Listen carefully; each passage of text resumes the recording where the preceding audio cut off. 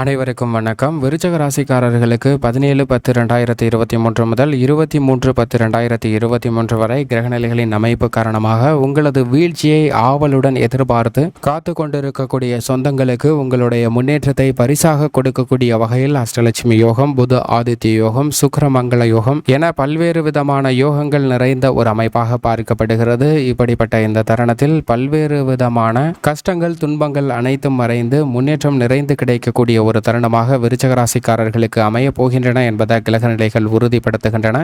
17/10/2023 முதல் 23/10/2023 வரை உங்களுடைய வீழ்ச்சியை ஆவலோடு எதிர்பார்த்து காத்து கொண்டிருக்கும் சொந்தங்களுக்கு உங்களுடைய முன்னேற்றத்தை பரிசாக கொடுக்கக்கூடிய வகையில் அஷ்டலட்சுமி யோகம், புத ஆதித்ய யோகம், குரு மங்கள யோகம், குரு சுக்கிர யோகம் என பல்வேறு விதமான யோகங்கள் நிறைந்த ஒரு தருணமாக மாறுவதால் பல நன்மைகளும் முன்னேற்றமும் நிறைந்து பெறக்கூடிய ஒரு அற்புதமான வாரமாக பார்க்கப்படுகிறது. ஏனென்றால் குரு பகவான் சிம்ம ராசியில் சஞ்சரிக்கக்கூடிய சுக்கிரனை பார்க்கிறாருங்க. குரு சுக்கிர யோகமானது மிக வலுவாக நிறைந்து கிடைக்கக்கூடிய ஒரு தருணமாக பார்க்கப்படுகிறது. அது மட்டுமல்லாது துலாம் ராசியில் சஞ்சரிக்கக்கூடிய செவ்வாய், புதன் மற்றும் சூரியனை பார்க்கிறாருங்க. அப்படி பார்க்கக்கூடிய குருவின் அமைப்பு காரணமாக குரு மங்கள யோகமானது உருவாக இருக்கிறது. இந்த தருணத்தில் சூரியனும் புதனும் இணைந்து சஞ்சரிக்கக்கூடிய தருணமாக பார்க்கப்படுவதால் புத ஆதித்ய யோகமானது உருவாகிறது. இப்படி பல்வேறு விதமான யோகங்களுக்கிடையில் அஷ்டலட்சுமி யோகமும் நிறைந்து கிடைக்கக்கூடிய ஒரு தருணமாக அமைகிறது. எனவேதான் உங்களது வீழ்ச்சியை ஆவலோடு எதிர்பார்த்து காத்திருக்கும் சொந்தங்களுக்கு உங்களுடைய முன்னேற்றத்தை பரிசாக கொடுக்கக்கூடிய ஒரு நேரமாக இந்த தருணம் அமைய போகிறது என்பதை பல கிரகநிலைகள் உறுதிப்படுத்துகின்றன. இந்த தருணத்தில் கிரகநிலைகளின் அமைப்பை ஆராய்ந்து பார்க்கும் போது மிக வலிமை வாய்ந்த குரு வலுவாக மேசராசியில் அமர்ந்திருக்கிறாருங்க. அவர் வக்ரம் பெற்றிருந்தாலும் குடும்ப ரீதியாகவும் அனைத்து விதமான பணிகளையும் மிக சிறப்பாகவும் செம்மையாகவும் செய்து முடிக்கக்கூடிய அற்புதமான யோகத்தையும் பல்வேறு விதமான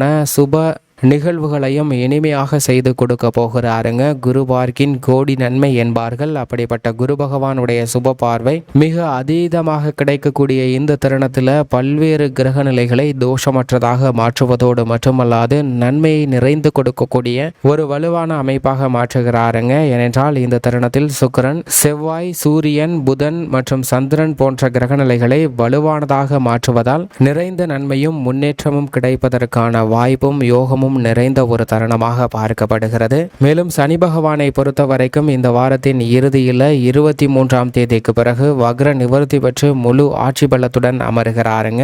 சனி வக்ரகதியில் சஞ்சரித்தாலும் வக்ர நிவர்த்தி பெற்றாலும் அவரது ஆட்சி வீடான மகர ராசியில் முழு ஆட்சி பலம் பெற்று அமரப்போகிறார். எனவே இந்த தருணமும் நல்ல வரவேற்கத்தக்க ஒரு தருணமாக தான் பார்க்கப்படுகிறது. ஆட்சி பலம் பெறக்கூடிய சனியால் சில சிரமம் இருந்தாலும் அவை நன்மை தரக்கூடிய ஒரு அமைப்பாக தான் பார்க்கப்படுகிறது என்பதை தெளிவாக உறுதிப்படுத்துகிறாருங்க. சனியின் அமைப்பு காரணமாக புதிய வேலை வாய்ப்பு, புதிய தொழில் ரீதியான பல நன்மைகள் நிறைந்து கிடைப்பதற்கான வாய்ப்பும் யோகமும் கிடைக்கிறது. நிழல் கிரகங்களாக இருக்கக்கூடிய ராகு, கேதுவின் அமைப்பை பொறுத்த வரைக்கும் இரண்டு கிரக நிலைகளும் சம கிரகங்களாக உள்ள குருவின் மற்றும் புதனின் ஆட்சி வீட்டில் சஞ்சரிப்பதால் பல நன்மைகள் நிறைந்து கிடைக்குங்க. ராகு மீன ராசியிலும் குரு ஆட்சி வீடான மீன ராசியில் சஞ்சரிப்பதால் நிறைந்த பலன்களை கொடுக்க போகிறாருங்க. மோட்சக்காரகரான கேது புதனின் ஆட்சி வீடான கன்னிராசியில் அமர்ந்திருப்பதால் நிஜ வாழ்வையில மனித வாழ்க்கையில மிகப்பெரிய நன்மையும் முன்னேற்றத்தையும் மல்லி கொடுக்கக்கூடிய ஒரு அமைப்பில் சஞ்சரிக்கின்றனர். இது மிகப்பெரிய அளவில்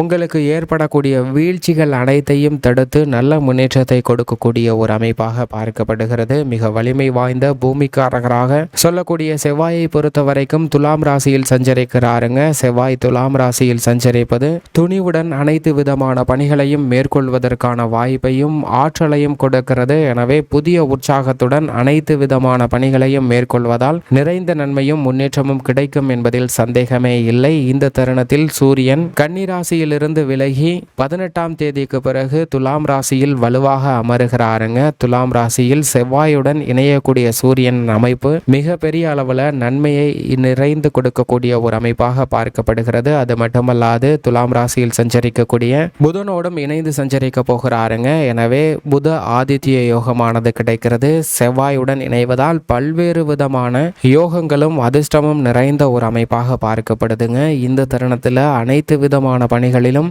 அலைச்சலும் சிரமமும் இல்லாமல் நல்ல முன்னேற்றத்தை, பல்வேறு விதமான அதிர்ஷ்ட யோகங்களை பெறுவதற்கான வாய்ப்பும் யோகமும் இந்த தருணத்தில் கிடைக்கிறது என்பதில் சந்தேகமே இல்லை என்பதை இந்த கிரகநிலைகள் உறுதிப்படுத்துகின்றன. சுக்கிரன் சிம்ம ராசியில் சஞ்சரிப்பது அவ்வளவு சிறப்பான நன்மை கொடுக்கக்கூடிய அமைப்பு இல்லை என்றாலும் கோல்சார விதியின் அடிப்படையில் நிறைந்த பலன்களை கொடுக்கக்கூடிய ஒரு அமைப்பில் சஞ்சரிக்கிறாருங்க. இது வரவேற்கத்தக்க ஒரு அமைப்பாக பார்க்கப்படுகிறது. மேலும் இந்த தருணத்தில் சந்திரனை பொறுத்த வரைக்கும் மேசம், ரிஷபம் மற்றும் மிதுனம் ஆகிய ராசிகள்ல சஞ்சரிக்க போகிறாருங்க. சந்திரன் இந்த இடங்களில் சஞ்சரிப்பதால் பெரிய அளவிற்கு தொல்லைகளும் தொந்தரவுகளும் ஏற்படாது. நீங்கள் எதிர்பார்க்கக்கூடிய நல்ல முன்னேற்றமும் வெற்றி வாய்ப்பும் நிறைந்து கிடைக்கும். உங்களுக்கு எந்த காரியத்தை கையில் எடுத்தாலும் அதில் காரிய வெற்றியை நிறைந்து கொடுக்கக்கூடிய ஒரு அமைப்பில் சந்திரன் சஞ்சரிக்கிறாருங்க. எனவே உங்களுடைய வீழ்ச்சியை ஆவலுடன் எதிர்பார்த்து காத்திருக்கக்கூடிய சொந்தங்களுக்கு உங்களுடைய முன்னேற்றத்தை பரிசாக கொடுக்கக்கூடிய வகையில் பல்வேறு விதமான யோகங்கள் நிறைந்த ஒரு தருணமாக இந்த வாரம் அமைய போகிறது என்பதை கிரகநிலைகளின் அமைப்பை ஆராய்ந்து பார்க்கும்போது அவை துல்லியமாக உறுதிப்படுத்தக்கூடிய விஷயமாக பார்க்கப்படுகிறது. விருச்சக ராசிக்காரர்களுக்கு நன்மை கிடைக்காத விஷயங்களாக எவையெல்லாம் பார்க்கப்படுகின்றன என்று பார்க்கும்போது விரயஸ்தானத்தில் 3 கிரகநிலைகள் இணைந்து சஞ்சரிப்பது அவ்வளவு நன்மை கொடுக்கக்கூடிய ஒரு அமைப்பாக பார்க்க முடியாது. ஏனென்றால் விரயஸ்தானமாகிய 12ஆம் இடத்தில் செவ்வாய், சூரியன், புதன் போன்ற கிரகநிலைகள் இணைந்து சஞ்சரிப்பதால் விரய செலவுகள் கட்டுக்குள் அடங்காத வகையில் அதீதமாக சந்திப்பதற்கான வாய்ப்பு இருக்குங்க. ஆடம்பர வீண் விரய செலவுகளை அதீதமாக மேற்கொள்வதற்கான வாய்ப்பும் சூழ்நிலையும் உருவாகக்கூடிய ஒரு தருணமாக பார்க்கப்படுகிறது. அது மட்டுமல்லாது இந்த தருணத்தில் தேவையில்லாத விரய செலவுகள் அதீதமாக சந்திப்பதற்கான வாய்ப்பு இருக்குங்க. இப்படி பல விரய செலவுகளை சந்திக்கக்கூடிய சூழ்நிலை ஏற்பட்டாலும் கூட வக்ரகதியில் இருக்கக்கூடிய குரு பகவான் மிக வலுவாக விரயஸ்தானத்தை பார்க்கிறாருங்க. எனவே விரய செலவுகளை சுப செலவுகளாகவோ முதலீடுகளாகவோ மாற்றுவதற்கான வாய்ப்பும் யோகமும் நிறைந்து கிடைக்கிறது. எனவே உங்களுடைய வீழ்ச்சியை ஆவலுடன் எதிர்பார்த்தவர்களுக்கு நிச்சயமாக உங்களுடைய வளர்ச்சியை பதிலாடியாக கொடுக்கக்கூடிய ஒரு சிறந்த தருணமாக அமைவதற்கான வாய்ப்பும் யோகமும் நிச்சயமாக கிடைக்கக்கூடிய ஒரு தருணமாக பார்க்கப்படுகிறது என்பதை கிரகநிலைகள் தெளிவாக துல்லியமாக உறுதிப்படுத்துகின்றன. ஏனென்றால் இந்த 3 கிரகநிலைகளை தவிர மற்ற அனைத்து கிரகநிலைகளும் அதீத நன்மை கொடுக்கக்கூடிய ஒரு அமைப்பில் சஞ்சரிக்கின்றன. அதிலும் குரு பகவான் வக்ரகதியில் சஞ்சரிப்பது அனைத்து விதமான விஷயங்களிலும் நிறைந்த முன்னேற்றத்தையும் வெற்றி வாய்ப்பையும் கொடுக்கக்கூடிய ஒரு அமைப்பாக பார்க்கப்படுகிறது. இதைவிட மிக வலுவாக 3ஆம் இடமாகிய சகாயஸ்தானத்தில் வக்ர நிவர்த்தி பெறுகிறாருங்க சனி பகவான். சனி வக்ர நிவர்த்தி பெறுவது விருச்சக ராசிக்காரர்களுக்கு பல்வேறு விதமான தடை நிறைந்த காரியங்கள் அனைத்தையும் தவிடுபடியாக்கி நல்ல முன்னேற்றத்தையும் வெற்றி வாய்ப்பையும் நிறைந்து கொடுக்கக்கூடிய ஒரு அமைப்பாக பார்க்கப்படுகிறது. ஏனென்றால் சனி 3இல் வக்ர நிவர்த்தி பெறுவது முன்னேற்ற வாய்ப்புகளை நிறைந்து கொடுக்கக்கூடிய அமைப்பாகவும் வீழ்ச்சியான விஷயங்களை சாதனையாக மாற்றுவதற்கான அதிர்ஷ்ட யோக வாய்ப்பு நிறைந்த ஒரு தருணமாக பார்க்கப்படுகிறது. சுக்கிரன் வலுவாக ஜீவனஸ்தானத்தில் அமர்ந்திருக்கிறார். தொழில் ரீதியான வளர்ச்சி நிறைந்து கிடைக்க போகிறது. ராகு பூர்வ புண்ணிய ஸ்தானத்தில் அமர்ந்திருப்பதால் குடும்ப ரீதியான சிரமங்கள் விலகும். மேலும் மோட்சக்காரகரான கேது லாபஸ்தானத்தில் வீற்றிருக்கிறாருங்க. லாபஸ்தானத்தில் கேது இருப்பது எதிர்காலத்தை பற்றிய அச்சத்தை நீக்கக்கூடிய வகையில் நல்ல பல முன்னேற்ற வாய்ப்புகளை நிறைந்து கொடுக்க போகிறாருங்க. சந்திரனும் நன்மை கொடுக்கக்கூடிய ஒரு அமைப்பில் சஞ்சரிப்பதால் இந்த தருணத்தில் மிக பெரிய அளவில் நல்ல வளர்ச்சி கிடைப்பதற்கான வாய்ப்பும் யோகமும் அதிர்ஷ்டமும் நிறைந்த ஒரு தருணமாக பார்க்கப்படுகிறது. மேலும் இந்த தருணத்தை மிக சிறந்த மகிழ்ச்சிகரமான தருணமாக விருச்சிக ராசிக்காரர்கள் மாற்றிக்கொள்வதற்கு வாரத்தில் வியாழக்கிழமை விரதம் இருந்து அருகாமையில் உள்ள வராகி அம்மன் ஆலயம் சென்று வழிபாடு செய்யுங்கள். நிறைந்த நன்மையும் முன்னேற்றமும் நிச்சயமாக விருச்சிக ராசிக்காரர்களுக்கு கிடைக்கும் என்பதில் துளியளவும் சந்தேகமே இல்லை.